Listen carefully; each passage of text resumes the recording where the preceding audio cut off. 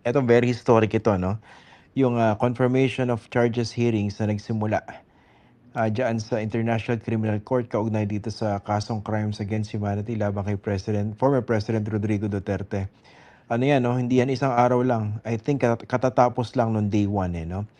Ah, 4 gaano ba days. ka gaano ba kaimportante ito, Senedo 'no, kasi nga bago 'to nangyari 'di ba nagkaroon ng mga na-criticize yung isang senador because of the idealist statement.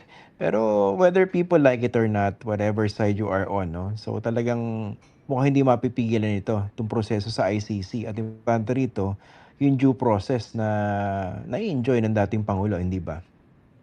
Yes. Siguro konting background lang. Napag-usapan na naman natin to sa mga previous episodes nitong nakaraang 2 taon.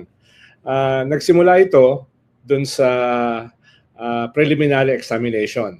Ibig sabihin ng preliminary examination, titignan kung yung isang bansa katulad ng Pilipinas, nandun ba talaga yung mga kondisyon para mangyari ang crimes against humanity. No? Usually, dyan nagsisimula yung formal process. Ang tawag dyan preliminary examination. Parang nakasentro yan doon sa bansa. After nyan ay yung preliminary investigation. Ito nakasentro na sa mga tao o gobyerno na involved dito sa potential crimes against humanity sa isang bansa. At ang dulo niyan ng preliminary investigation, yan yung paglabas ng warrant of arrest. Ibig sabihin, ang tingin nila may sapat na ebidensya para mag-issue ng warrant para magkaroon ng trial. Ngayon, yung trial, hindi naman automatic yan nagsisimula. Pag hawak na nila yung akusado, may proseso pa yan. No? Halimbawa, habang di pa nagsisimula yung confirmation trial, ibig sabihin, para tignan kung merong sapat na ebidensya para mag-proceed sa isang official na trial, pwedeng humingi ng interim release yung akusado. No, based on different criteria. Una, yung kanyang kalusugan, ikalawa, yung kanyang possibility na tumakas, etc. etc. So, yung mga nakaraang mga buwan, simula nung nahuli siya o nadala siya sa deheg, yun yung labanan. Kung bibigyan ba siya ng interim release.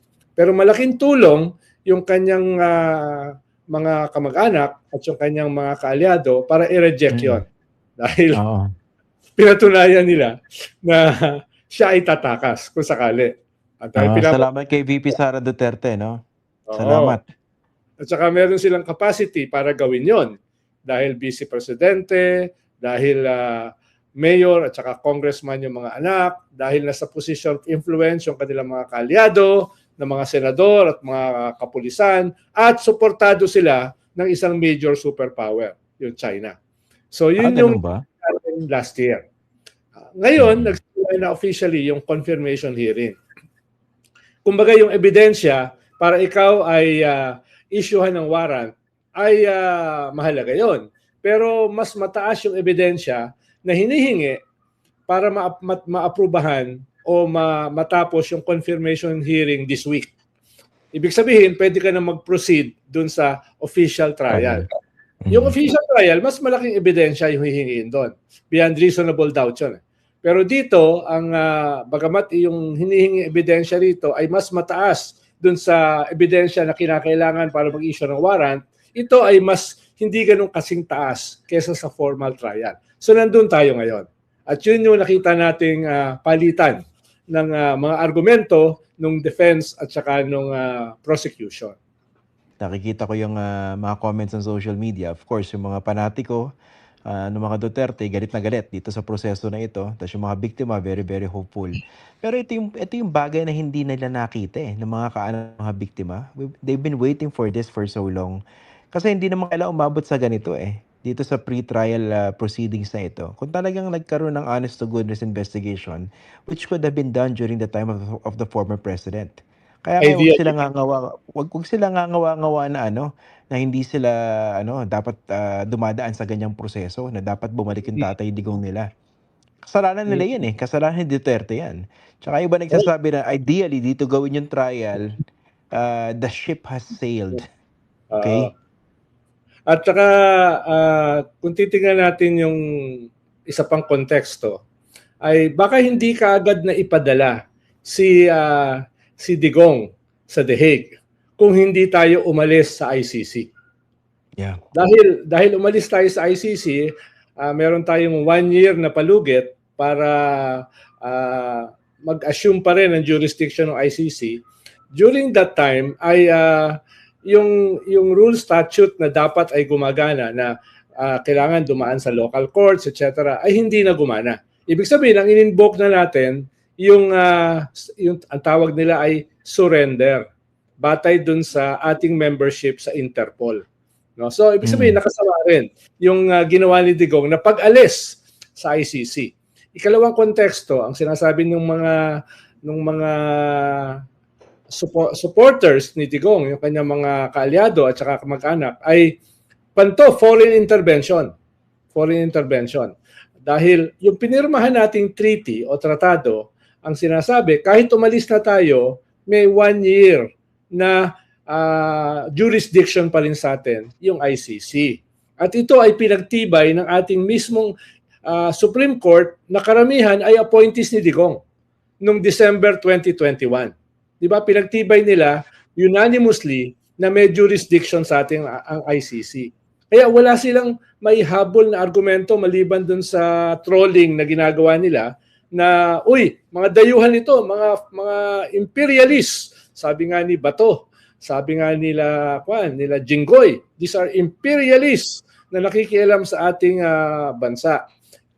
Pag tignan mo yung roster ng ICC, parang walang masyadong imperialist doon. Karamihan ay mga nasa level ng Pilipinas, mga middle level or even third world countries, no? Kaya yung previous prosecutor nga nung nasimulan yung kaso ay galing sa Africa, no? Ayun. Yun lang yung na konteksto sa sinasabi ni Christian. At saka sa Nedo, no, nung tinitingnan ko rin yung mga argumentong ginagamit nitong si Nicholas Kaufman.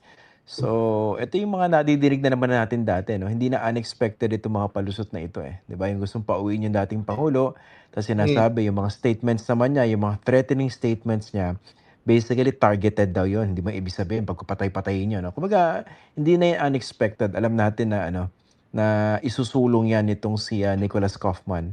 Pero ang maganda rito sa ICC, hindi sila tanga.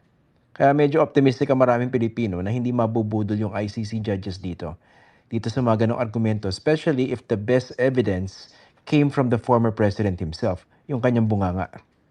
Yes. Oh, at saka nung pinapanood ko yung initial na presentation nung defense sa si Kaufman, at saka nung pinapakinggan ko yung ating sariling lawyer para dun sa mga biktima, si Attorney Butuyan, mas magaling, ni hamak na mas magaling si Butuyan kaysa kay Kaufman. Si Kaufman, pinapakinggan ko, parang troll eh. Parang troll magsabi. Yung naririnig mo sa trolling, yun ang ina-argue niya. No? Yun ang ina-argue niya na ito ay politically motivated, ito ay walang katibayan, ni isang hibla ng katibayan, no? Wala itong batayan, no? Lahat ito ay mga mga at most circumstantial, etc., etc. So nung pinapakinggan ko, gaano kaya kalaki binayad doon? Naghahanap buhay lang naman, grabe ka naman sa malaki binayad doon. Siguro meron pa namang marami dyan na iba na mas magagaling, di ba? Halimbawa, yung ating legal counsel doon na nagsampa tayo ng case sa UNCLOS, magagaling yun. Magagaling, pinapanood ko sila. Ibig sabihin sa international... Sulit ang bayad. Oo. Marami namang magagaling. Ba't ito yung nakuha nila? No? Tapos yung track record niya, isa lang yata yung kanyang na-absuelto. No? Isa lang yung kanyang na-absuelto. At medyo mahina naman talaga yung kaso dahil vice president lang. Hindi siya yung head ng state na nag-implement ng crimes against humanity. So, sabi ko, baka dapat kinuha na lang nila si Harry Roque. nawala kahit dun sa legal panel ni Digong, no? Nandun si Panelo, nandun si Medialdea, nandun si Bello, no? etc. Siguro samahan ng loob siguro ni Harry nung pinapanood dito, no? Yung bumabanat sa kanya na matindi si Panelo kasama. Although tingin ko base sa mga pictures ni Harry Roque na nakikita ko sa Austria, mukhang nag-e-enjoy siya ng buhay dun, eh, 'no? Habang hinihintay niya yung desisyon dito sa kanyang, application for asylum.